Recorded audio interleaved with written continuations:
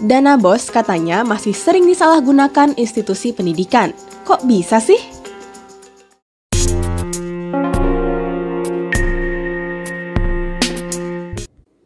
Komisi Pemberantasan Korupsi kembali meluncurkan survei penilaian integritas pendidikan pada 2023. Hasilnya, Indeks Integritas Pendidikan tahun 2023 ternyata hanya sebesar 73,70%, atau setara level kedua terendah dari total 5 level integritas. Indeks ini melihat dari 3 dimensi, yaitu peserta didik, tenaga pengajar, dan tata kelola sekolah. Sifat integritas murid yang belum dibiasakan, pendidik yang belum secara maksimal memberikan keteladanan, hingga kebudayaan koruptif yang masih menjalar dalam lingkungan pendidikan adalah realitas dari nilai integritas pendidikan di Indonesia saat ini. Dari keseluruhan perilaku koruptif yang disebutkan, dana bantuan operasional sekolah atau dana BOS disebutkan juga sering dikelola secara menyimpang.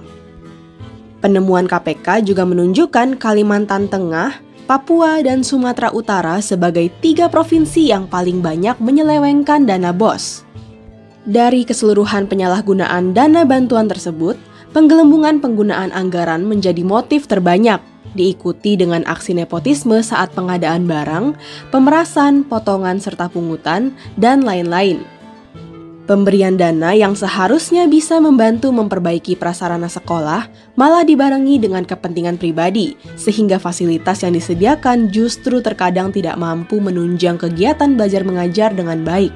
Memang kita sudah coba melakukan fokus-fokus pengawasan terhadap hal-hal tersebut, dan ini akan kita gerakan secara nasional juga, bukan hanya bagaimana peserta didik yang punya karakter yang benar-benar siap untuk menghilangkan korupsi dari bumi Indonesia, dan juga tentunya bagaimana tata kelola dan ekosistem pendidikan ini juga benar-benar terrealisasi tanpa adanya korupsi yang terjadi. Untuk meningkatkan nilai integritas pendidikan di tahun selanjutnya, terutama dalam hal memberantas sifat anti korupsi, Komisi Pemberantasan Korupsi membagi 3 subpoin. Pertama, membicarakan penerimaan peserta didik baru di kalangan siswa bisa dilakukan otomatisasi data digital dari kependudukan terkait zonasi. Kedua, dalam hal pengadaan barang, penguatan mekanisme probity audit secara berkala dapat dilakukan instansi pengampu pendidikan untuk mendeteksi adanya masalah dalam proses pengadaan. Ketiga, dalam hal prinsip good governance pengelolaan keuangan, penguatan pemahaman tentang korupsi dan anti korupsi kepada para kepala sekolah, bendahara sekolah, serta pihak yang bertanggung jawab dalam pengelolaan dana juga disarankan.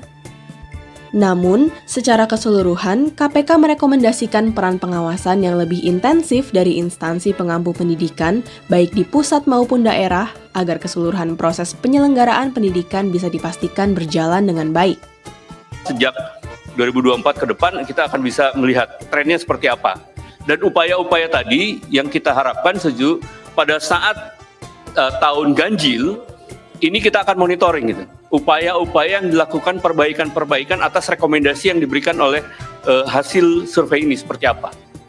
Supaya harapannya tentu, harapan kita semua, hasil perbaikan ini pada saat di ujung, di tahun genap, diukur, ada peningkatan kan gitu di sini. Harapannya seperti itu. Mendapatkan fasilitas pendidikan yang baik merupakan hak dari seluruh peserta didik Indonesia. Oleh karena itu, pengawasan dari pihak pemerintah dan masyarakat sangat diperlukan untuk menghalau kepentingan-kepentingan oknum nakal dalam instansi pendidikan.